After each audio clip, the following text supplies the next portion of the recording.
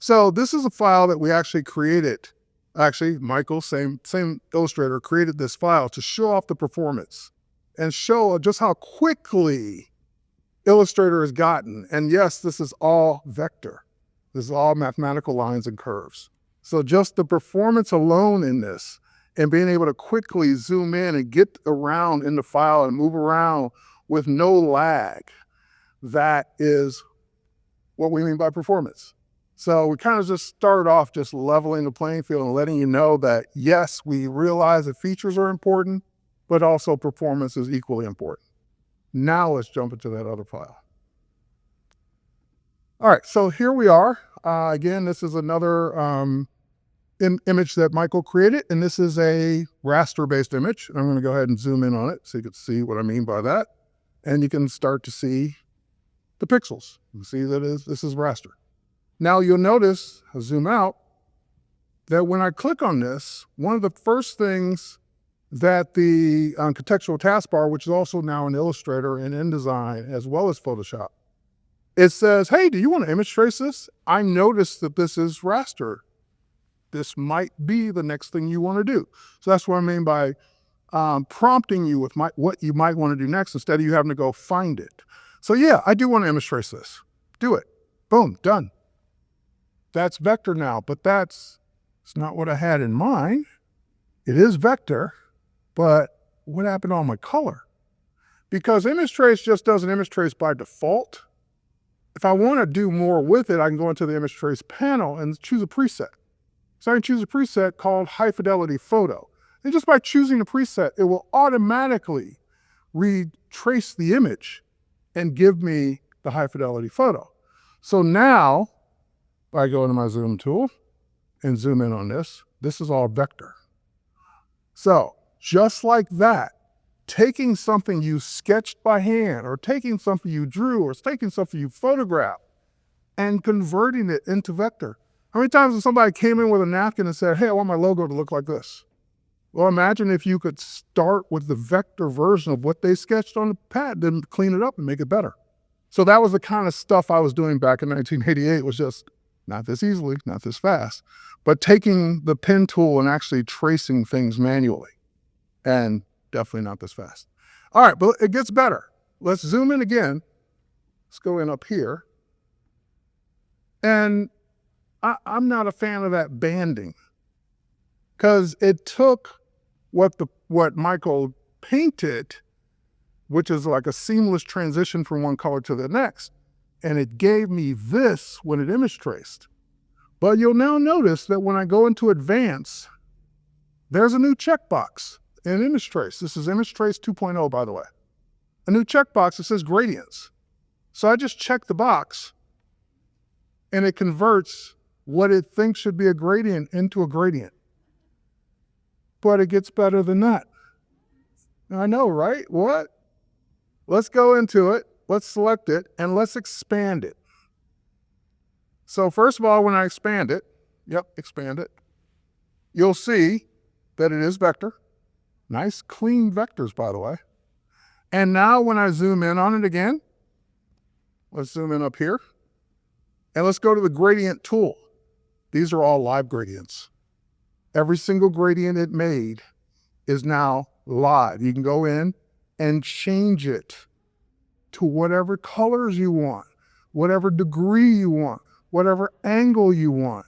So that is the new Image Trace 2.0 that not only will give you a better trace of your non-vector items, figure out the colors, and figure out the gradients and make the gradients editable. And that's amazing, in my opinion. All right, let's move on. Now, this is another one that kind of takes me home because I've always liked working with text. I've always liked working with typography. So let's say, for example, we take the word cosmos, and this is text. So I can go in, I can edit it, I can change the font and do whatever I want. And I'm going to change the font to Futura. I like the Futura font. And there it is, Futura. Great. Quick, easy, been doing that for years. Now, what if I want to mess with the characters? What do we do first? we create outlines. Good. I was mouthing it for you. We create outlines. And the problem though, here's what we always do, just in case, because you don't want to screw it up, make a copy, just in case. So then when you create one outlines and you mess it up, you always have the original to go back to. So I'm going to delete the copy. And I'm going to go in, right click, and I'm going to create outlines. So now that is all vectors and I can mess with it. But if I mess it up, I have anything to get back to, right? Or maybe I've even forgotten what font it is already because it's not a font anymore. It's lines that look like whatever font that is. Well, there's a panel in Illustrator called Retype. And when you go to Retype, you can say, even for something that's not type, which is the reason you'd use it, match this font. Take this thing that I have and tell me either A, what font is it, or B, what's the closest thing to it? Because maybe you don't have that font. So I'm going to go ahead and say match font. And it's processing. And yep, it found that it is Futura Medium. Great. I know which font it is now, and I can go ahead and mark that as a favorite. So that way I can use it from here on out. So I'm going to exit out of that. So it gave me some information, and I can say, yep, make Starway Futura as well. Cool. What if it's a photo? Because that's when you really need it. When someone took a picture of something and they said, I like this font. What is it? Can you make my logo into this? And you have no idea what font that is. No one does, except the person that created it, unless you're really good at typography. So I have no idea what font that is. So I'm going to take this image, this bitmap, which by the way, it's a bitmap, and I'm going to go in and I'm going to go retype. And this time, instead of just simply match font, I'm going to choose edit text. So not only do I want you to identify what it is, and you told me it's Andromeda, Neural Pole Nova is the font that looks like the Andromeda. I'm going to go ahead and say apply it, meaning take this image and now make it this font and make it editable so I can change it. And so I'm going to go ahead and say apply, choose the font, hit apply, and now that became editable text. So once I get out of this, I can then go ahead and make this Starway, like the client wanted. No? Okay. And since I already know what that is up here, let's zoom out a little bit.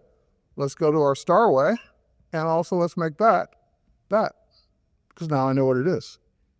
So not only identifying vectors and letting you know what font they are, taking raster images, pixel-based images, converting those into editable text with the closest thing it knows that font is, and then letting you apply that font to other things as needed.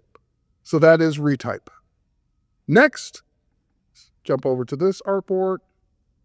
Now this is kind of one I want to have some fun with. Again, Michael did all of these illustrations. Michael, as he likes to say, loves drawing space stuff. So you'll see lots of rockets and planets and things that he does. And this is great because I had to get stuff from Michael because I can't draw. So anyway, I got this and I want to kind of fill it with the same kind of color scheme and objects that are below. So we have something called Gen Shape Fill, and it's a beta right now. So it's a beta that's built into Illustrator. And so just by selecting that, it says, hey, looks like you selected an empty vector. Do you want to do a Gen Shape Fill? So again, I don't have to go looking for it. It will be under edit menu, but I don't have to go look for it. It's showing me. So I'm going to say, yes, I want to do Gen Shape Fill. And I could describe what I wanted to fill it with using generative AI.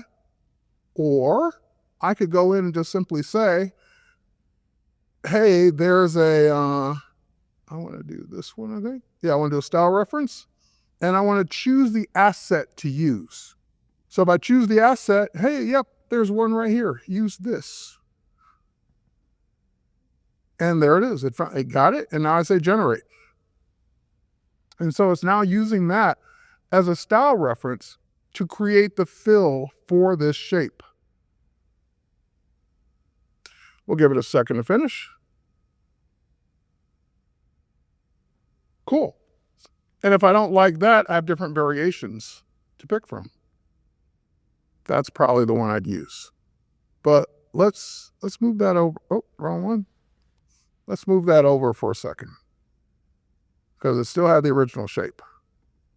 Let's go back to the original shape. Let's go to Gen Shape Fill. I said you could type something in. So you don't always have to have a style reference. You can type in whatever you think of in your head for it to generate into that shape to fill it with. For example, nothing space related. Summer day in Paris. That's not space related, but I gotta make sure I do one more thing first. Get rid of the style reference. Don't use that. Use what I typed. Now generate. Summer day in Paris. In the rocket. And yes, these are all vectors.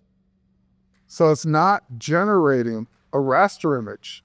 It's generating vector shape fills that you go in and edit, take pieces out that you don't need, change the color of things, go in and reshape anything in there you want.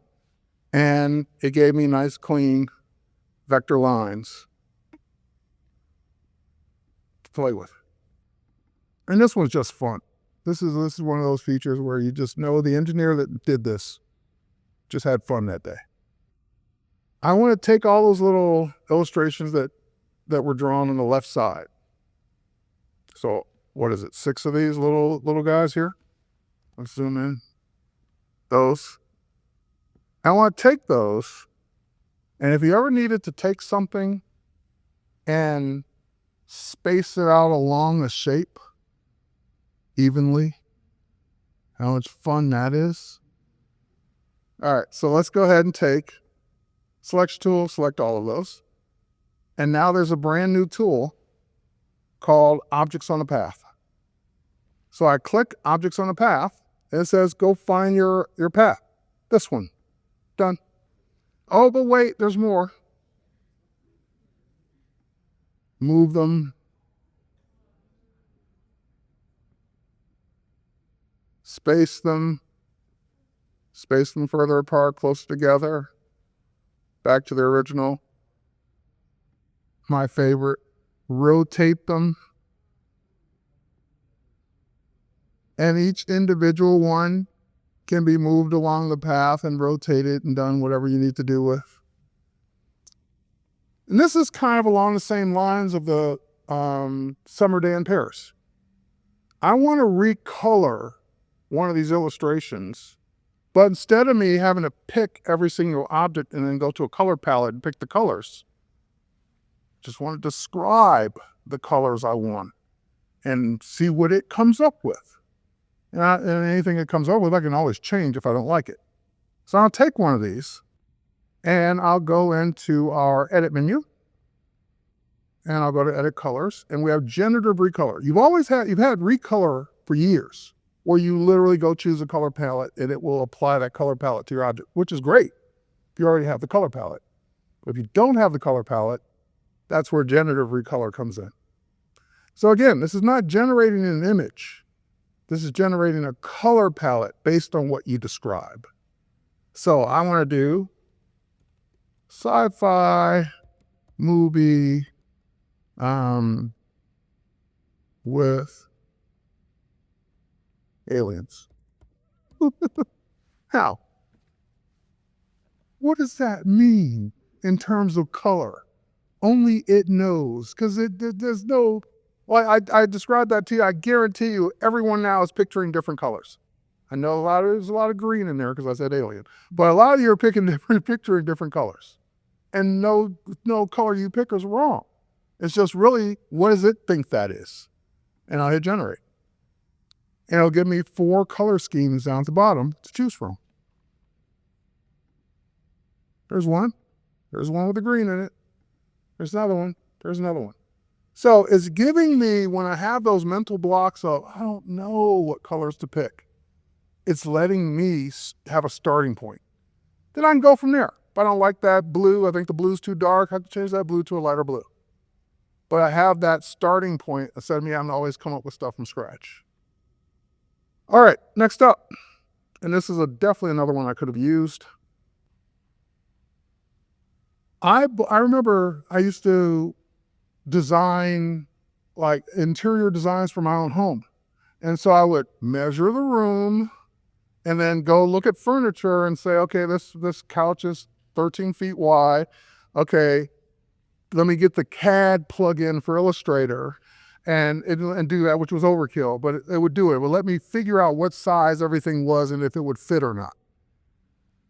I would have loved to have been able to go to a tool in Illustrator back then called the dimension tool and click and drag and have it tell me that that's 4 inches long. I don't know, that would have been kind of easier than what I was doing. Or like, from here to here, which is not really a shape, it's a distance between two objects. From here to here, oh, hang on. Let's try that again. Oh, I keep clicking that wrong. There we go. That's 3 inches. And you can set the unit of measurement. So if you were working in pixels, millimeters, whatever, you can set it to whatever you need it to be. And so by the time you're done, you'd have that. And you never pulled out a ruler. Again, these quality of life improvements that just make things easier. You still have to draw. Michael still had to create the plane, but measuring it just got infinitely easier to do and takes so much less time now. Maybe you want to create a model plane out of this. All right, this is probably of all the Illustrator features, it's probably my favorite because it's just one of those, again, quality of life things that just makes things easier. So you design the logo, the illustration, the whatever for your t-shirts, for your hats, for your backpacks, for your bags, for your costumes, for your equipment, for whatever it's going to go on. And you'd like to see it on that piece of equipment or on that shirt or on that hat or whatever. Wouldn't it be cool if you could just take, for example, one of these illustrations, and then you also shift-click the hat, and because you selected an illustration and a photo, Create Mockup was proposed for you. And so I now just hit Create Mockup, and even though that's a bitmap photo, it takes my illustration and assigns it to it. And so if I make it smaller, and then move it around, it knows the shape of that photo of a hat. Now, before you'd have to draw the hat as vector too, and then use a 3D tool for it to know the perspective and the shape of the hat. It's just looking at the photo and saying, I know what that is. And if you didn't have the hat, we even give you some stock stuff to go pick. So you could go grab it and pull it in right from this panel to use it. So if I take this and take the astronaut here, because, Michael likes space stuff, and I create Mockup. So we got the Starway logo selected, which is a vector. We have this photo of an astronaut. And again, as I pull it around, it knows the shape of that person. So now I'll go ahead and scale it. And yes, you can rotate it too. And just have a quick mock-up of whatever it is you're designing on the thing you expect to put it on. So let's do one more. Let's do this one. And the rover here. Create mock-up. And again, let's make it smaller. Let's rotate it. And now let's move it around. Cool? Might find some use for that, especially packaging design. Let's take one more. Package, create mockup.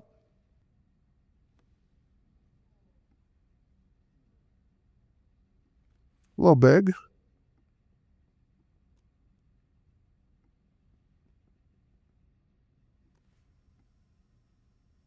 Now I know what that will look like on the front of the package. And I can show my customer without ever having to print anything out. Let's go to regular Photoshop first. When I say regular, I mean the non-beta version. We have a couple beta features to talk about as well. All right. Anyone ever been here? Vegas. Anyone ever been to the sign? Yeah, it's a tourist attraction. People go there, stand there and take photos all day, all night. You'll see people there taking photos. And every photo looks like this. Wires. Every photo has those cables in it because those cables exist. And so and there's no way to avoid them, because if you want the full sign, you're going to have the cables. So if you care, you're going to painstakingly use a tool and go in and remove every single one. And now you got a nice clean photo of you standing in front of the Vegas sign, just the Vegas sign, no cables. Most people don't care. They'll just leave the cables there. Once you see a distraction, you'll never look at that sign again without looking for the cables and wires, because I've exposed you to it. I'm sorry I did that, but it's something you're going to have to live with now for the rest of your life every time you see that sign. So what if we could get rid of them faster? Let's go to the Remove tool, which is a couple versions old now.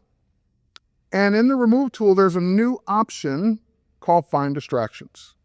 And I'm going to go to Find Distractions, and I'm going to choose Wires and Cables. In other words, it knows, it's been trained on what wires and cables are, and it knows what they are and knows how to look for them. And so I'm just going to go ahead and say, yes, do it.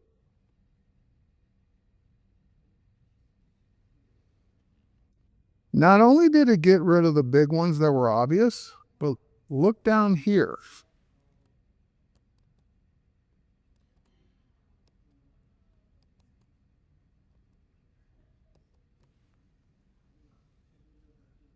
Now you're probably saying, well, it's AI, it's computer. Computer's probably pretty fast. That wasn't that complicated.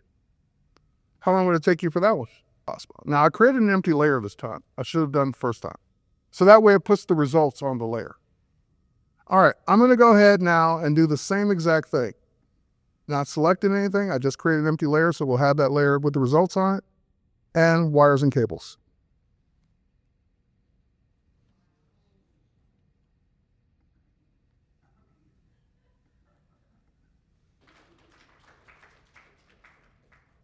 That's great, wires and cables, but that's not my biggest problem. My biggest problem is this.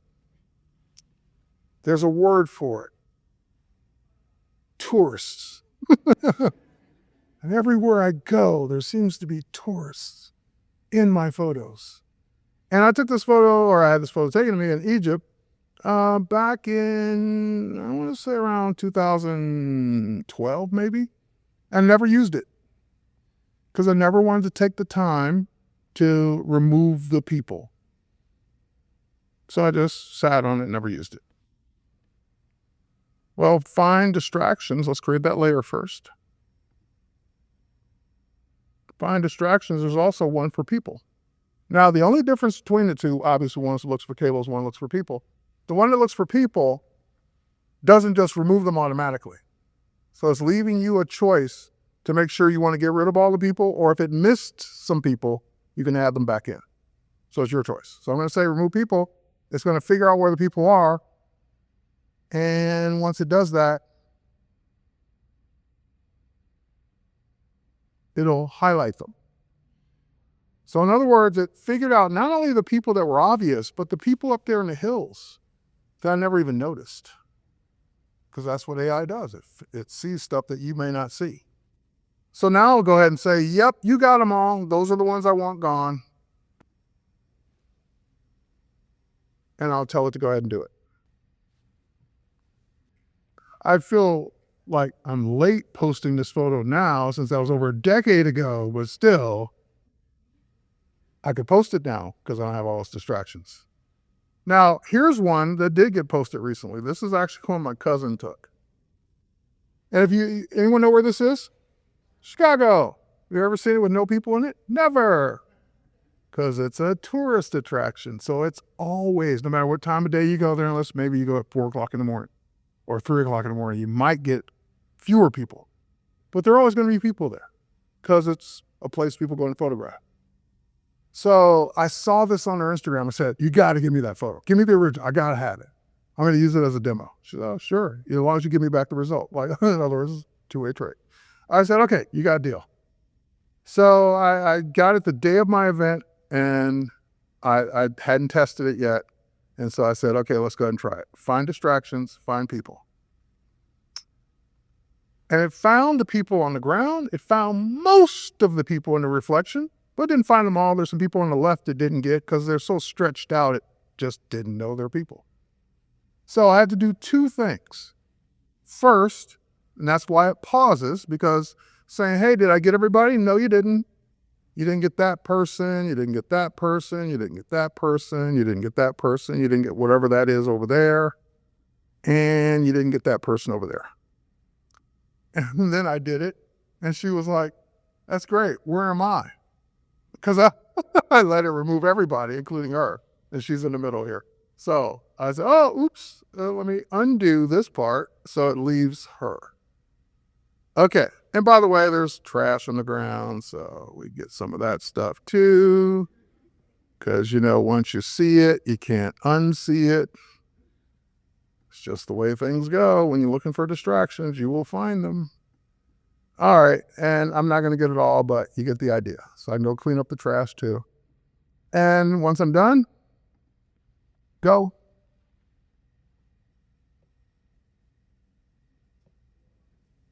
And now she has the picture that no one else has, where she's the only one at the Bean in Chicago. All right. With no trash on the ground either. That's the best part. All right. Anyway, if you go to a site like this, you can get it with fewer or no people, but what time do you have to be there? 5 a.m. Exactly. You gotta be there at 5. You gotta be there at 5 a.m., not getting out of bed. You have to be on site at 5 a.m. So that means you got up at 4, 3:30, 4 o'clock. And because also there's two advantages. You're gonna have less people or no people, and you're gonna have better light. You're gonna have that sunrise, that beautiful time of mornings. Unfortunately, I don't like getting up early. So I rarely get this shot or shot like this with no people. But now it's not a problem. Find people distractions. Done. It not only found the people on the ground, it found the people up in the windows, it found people everywhere. But it's for people, so it didn't get all of this horse. Let me go ahead and paint that in. We don't want half a horse. We don't want half a carriage. All right, and looks like I got everybody else. Let's say go.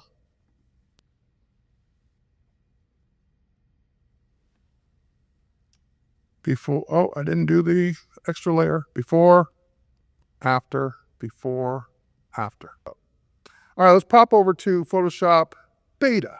So everything I showed you is release version in your version of Photoshop today. So you can still do your production work in the regular version and test in the beta version. So now the feature I'm about to show you is the technology has been in Lightroom and Camera Raw for a couple of years now. And I always wished it were in Photoshop. So now it's finally coming to Photoshop as well.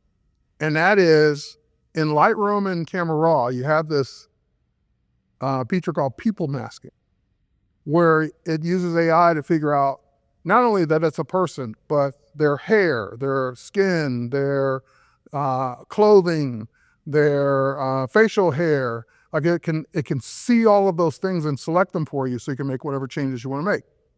So like I said, in Photoshop, it's always still been a manual process to do those things until this version comes out. So now when I go to the object selection tool, there's now a new select people option. And notice it automatically figured out the people. One day it might even know their names, and that's when you need to be afraid of AI. When it says, oh, that's Jill and that's Tom over there, when it starts knowing the names, then run. But in the meantime, it just knows that there are two people. Great. I want her dress. So I'm going to go ahead and say her. And notice these are all the choices it's giving me right now. I can select the entire person. So I automatically select that person to remove or move around, do whatever you want to do with. Then it's also giving me hair, eyebrows, eyes, pupil, nose, mouth, teeth, facial skin, upper body skin, arms. Or better yet, show more. Dress, accessories. So I want the dress. Apply. The dress is now selected, just like that. So why would I want to select the dress? So I can go in and do something maybe with hue and saturation and change the color of it.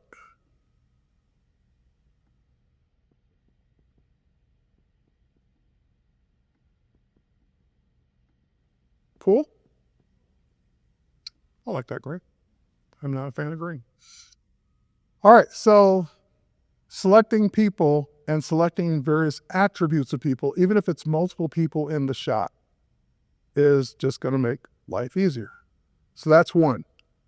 The next one, so that's first beta feature, second beta feature, I'm going to pop back over to Illustrator to get an image for. And I'm going to go here. Now, here's the problem with doing these mockups. If this were really a patch on that hat, how would it look? Wouldn't be clean like that. What would it have in it? Stitcher, someone said it. Embroidery. It would look like it was sewn on. It wouldn't look like it's a label or a sticker, because that you want it to look like it would be the real thing. So let's take this logo, copy it, go over to Photoshop Beta, create a new document. In a second, it should propose clipboard. Clipboard, meaning that's the size. It will make it as whatever size the object was. And no, I don't need to select. And then paste it. And yep, paste the smart object, sure. So now I have it in Photoshop. And what I want to do with it in Photoshop is I want to go to my filter menu and I want to come down to a new category that's in beta, Parametric Filters. And I don't have time to go through them all. I have time to show you one that you're going to like. Let's go here. Let's go to embroidery. Done.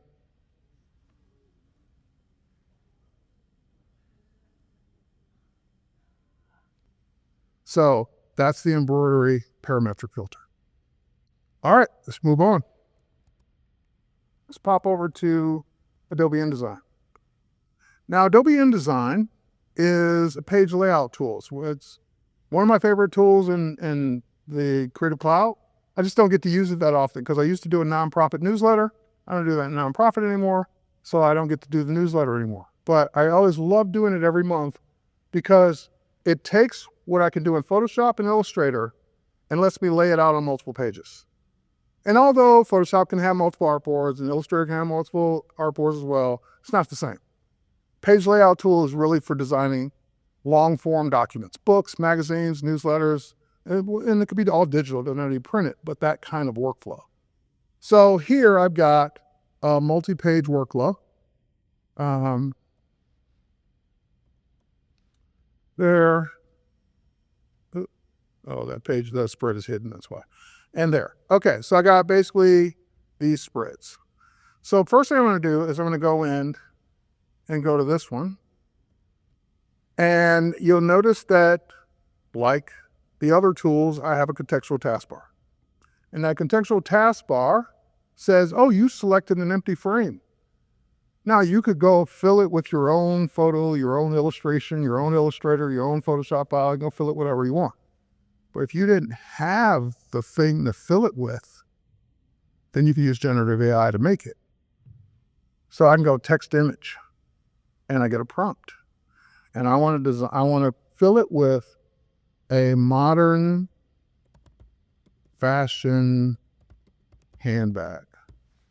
And I want it to be a photo And this is my favorite thing in InDesign because I haven't seen this in anything else. In Firefly, when you're on the Firefly website, when you're in Photoshop, when you're in Illustrator, it's always a square, a rectangle, 16 by 9 or portrait image is basically like 4 specific aspect ratios. This lets me choose the actual frame dimensions, whatever they are, to fill the frame with. So I love that. All right, so I'm gonna go ahead and hit generate. And it gives me that one, and that one. The only problem I've had with generating clothes or fashion things is if you like it, you can't buy it because it doesn't exist. You can't say, oh, I like that bag. I want to go get it. It doesn't exist. But you could make it, right? So you can have it create the idea and then you go produce it. All right, next up, select this one. Now, this one already has my photo in it. I took this photo years ago. It's a passion photo I shot. And I want to go ahead and move it over a little bit in the frame. And this is a problem that we've always had with page layout, where the image is one aspect ratio, but the layout might be different. So in this case, I took a portrait shot, but it needs to go into a wide frame. Well, I could fill it. There, that works. No, it doesn't. So it keeps saying, hey, over here, look at me. It keeps saying, there's now Generative Expand. So we had Generative Expand in Photoshop, and now it's made its way in InDesign. And I can type in what I want it to be, or just say, nope, you see what I already have, just generate it. Fill the rest of that frame with a version like this photo. There's one, there's two, there's three. Now I gotta be careful. That arm looks very pinched, so I wouldn't go with that one. That arm's the best. So you could keep generating, and so if you didn't like the one you got, you can give me 3 more until you got to the one you like. But that's giving me the rest of that photo that didn't exist, that I don't have to go now reshoot. Okay. InDesign has always been a tool for print, and in the last decade, a tool for digital publishing as well. So I could take this whole layout and I could share it online and get a URL, and it'll host it at Adobe and all of that. And I can send the link out and people can page through a magazine, click the links, do all that. So it never has to hit paper. And that's it. You can make a print, you can make a PDF, you can publish it online. But if I'm the person doing the design and I want to hand this off to the people that are going to go write the articles, the people that are going to take the photos. In other words, I'm just designing you a magazine template. I don't want to do the layout every month. I'm the designer. I design your layout for you. You go do the rest. Up until now, what would that person have needed? I'm done. I'm giving it to you now to go do every month. What would you need? InDesign. And how to use InDesign. You would need to know you would need to purchase a Creative Cloud license for yourself, and you would need to learn InDesign to be able to just put the stuff in every month. Now we have a kind of a product for non-designers and designers alike, and it's for mere mortals, as I like to say. It's called Adobe Express.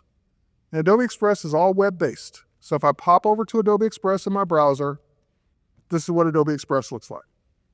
So anyone can pop into Adobe Express and create content. You can create social posts. You can create stuff for print if you wanted to. You can create full-size documents. And everything is there for you. If you don't have the photos, there's free Adobe stock there. If you don't like the Adobe stock photos, you can generate the one you want. You want to make a video, you want to make a TikTok, you want to make an Instagram reel, you can make videos with this. So it's kind of a one-stop shop for designing content. Now, at this point, it can also import Photoshop and Illustrator files.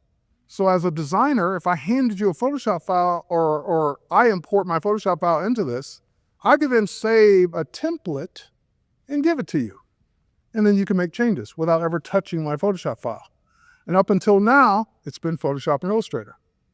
And as of October, Adobe Max, it's Photoshop, Illustrator, and InDesign. So if I pop back over to InDesign as the designer, and I'm not done with this, but let's say I was, I could say export to Adobe Express now as a brand new option. So when I say it, it's going to ask me to save it. Yes, I know.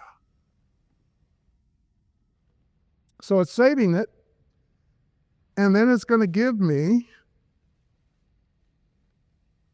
actually it's just going to take me over to Express. And it's going to show me the layout. And everything in here is editable. So now I could share this as a template to anyone. Give them the link, say, here's your magazine. Go change the articles, go change the photos without, and by the way, oh, no. I don't want you messing with the layout. I can lock stuff down. So I can select anything, hang on. There it is, lock. I can lock it and allow them to change the text. Or I can just lock it and say, that's the name of the magazine, you don't get to change it. So even as and of course they can't unlock it because it's useless.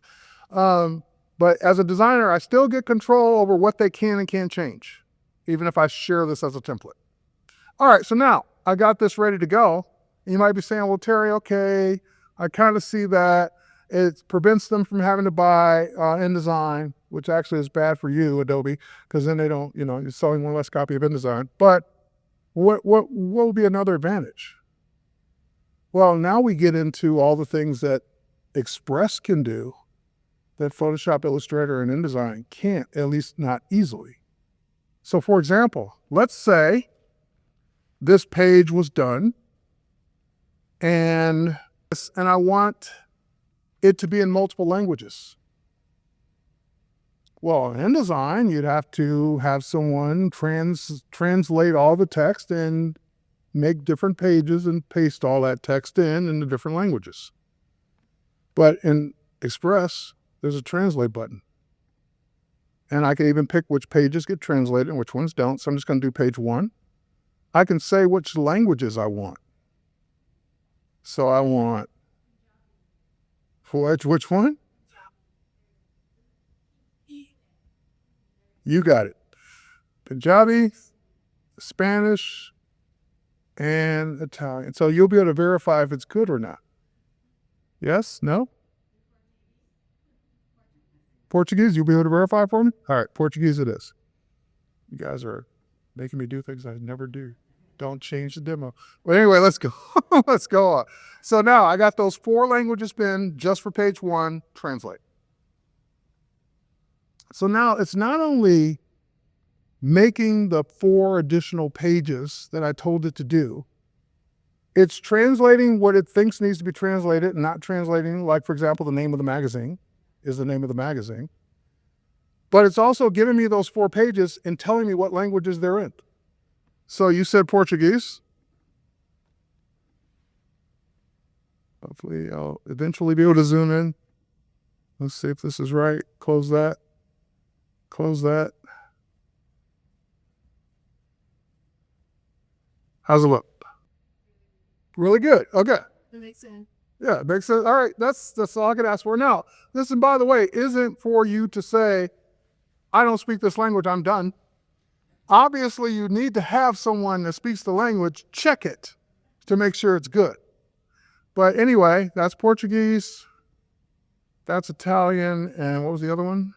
Punjabi? You can see it in this curve.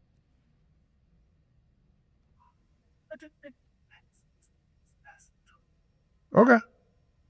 Again, I have no idea if it's good or not, but I'll take your word for it that it is. So that's one. Simply being able to take that InDesign document, that Photoshop file, that Illustrator image, and translate it into as many languages as you need to make your publication go out in and post it online. That's one. There's more. Let's go back to page 1.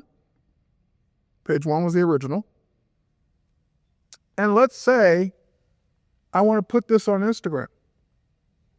Well, this is an 8.5 by 11 page. Probably not going to look good. So let's go into Resize. Resize will take any layout you've done in Express and let you resize it to any other format you need. And you don't have to know the sizes. So I know I want an Instagram story. I don't know what size that is. Don't care. I know I want a poster. I know I want whatever one you want from whatever platform you want. They're all here. Okay? So even if you just used it to resize stuff, all right, I'll turn off poster. But anyway, and I also, if the background needs to be, remember the tall woman with the Y, if I need that to happen, it now can expand the background as well if I need it to. Now, I don't want to change my original, so I'm going to say duplicate and resize. So duplicate and resize, and it did it already. There it is. And so I can say this is the IG reel. There it is. And anything you need to move, for example, maybe I don't want her leg cut off, I can move it. And maybe I want this higher. Oh, it's locked. Can't move it because the designer locked it. It's got to go there. So you get the idea? All right, one more. Social platforms, all the sizes are there. But what do social platforms favor now? Don't say hate. What do social platforms favor now? Video. What if you're not a video editor? Could I convert this to a video? I don't know, maybe. Every element in here, except for the one I locked, unlock it, because I'm the designer, I can unlock it. But every element in here is fair game. And every element in here, you could manually go in and animate. So I can have it fly in, twirl in, fade in, whatever I want. And I can actually put video in here as well. But if I didn't have any video and I just had this, and I wanted to animate it, well, animating it piece by piece was the old way. Now there's an animate all. So I just hit animation. Animate all objects to start off with whichever one you pick. Let's do glide. Done. And if I want her to animate as well, then I can say that I want her to fade in. And I want that fade to take longer. And so now when I play it, and I can go and tweak every piece to do whatever I want it to do. And while it's here, that was animate, everything animated in. So there's animate in, loop, and animate out. So I could also go to loop. And I could say that I want, while you're just looking at it, I want it to breathe. And I'll change we'll leave it the way it is. Let's see what it looks like. So play, and everything animate in, and now she's breathing. So every piece can have whatever you want on it from that point off. Well, Terry, that's great. If I want to animate static things, what if I want to animate, or what if I just want to make a video? So let's go back. Let's get out of this. That was the InDesign. By the way, taking an InDesign file, translating it to multiple languages, and animating it, resizing it for Instagram and animating it for Instagram post. for free because Express has a free tier. So just that alone. Last thing, let's go in and let's create one new one. And this time I'm going to say that I want an Instagram, I want a video, and I want an Instagram reel. Okay, so that gives me a blank page. And if blank pages scare you, no problem. You're in a design school, so it shouldn't scare anybody in this room. But if they scare other people you know, they can go in and ask for templates. So they can say that I want a fashion show. And then that will show me fashion show templates that I can use. There we go. All right. Oh, I like that. I like that. All right, I like this one because the person's actually doing something. All right, cool. So now I hit play. It's got an effect on it. It's got Fashion Week, and all of that's editable. So if it's not Fashion Week, it's SCAD fashion, whatever you want to change it to, you can. Change the colors, change whatever you want. But the one thing I want to do is I want the page, the background color, I don't like this gray. I'm going to pick a blue. How come we don't see the blue?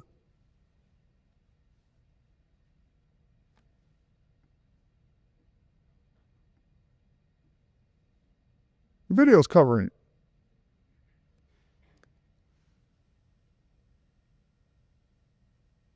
What if you could one click remove the background from the video? Over here. Now it's going to take a few seconds to process. Hi, my name is Nyla Carter. I'm an advertising and branding major, fashion photography minor, art direction concentration, and because I already said advertising and branding. And my main question was, and I have like a word body of text. I love like editorial work, fashion photography specifically. Kind of like animate certain pieces of text and like almost do. I'm pretty test, but I'll animate different texts at the same time, like the video that you had showed. So here's a video. They won't let me zoom in on. Here's a video. There's a body of text right here, right? So you can't animate individual words in that body, but the whole body could be animated. So you could break it up to smaller bodies if you needed that. Okay. So I could go in and say animation. Right now that's a slide in, and I want to make it bungee in. And then when it's bungeed in, I want to make it bob. All right, so now that looks like this. And my follow-up question is, you mentioned about like different languages. I'm thinking to be have a different languages of those animations on the same image, or would that have to be different pages? If I translated it and I want to now have those different translations on the same page animated, could I do that? Not in one step. In other words, translation is always going to give you the different pages. Then you can copy and paste those translations onto one page and animate those. Absolutely. All right, now we saw what happened, by the way. We saw the background go away, and now that person is putting on their blazer with no gray background anymore. So now I see whatever I put behind it. Another photo, another video, another whatever.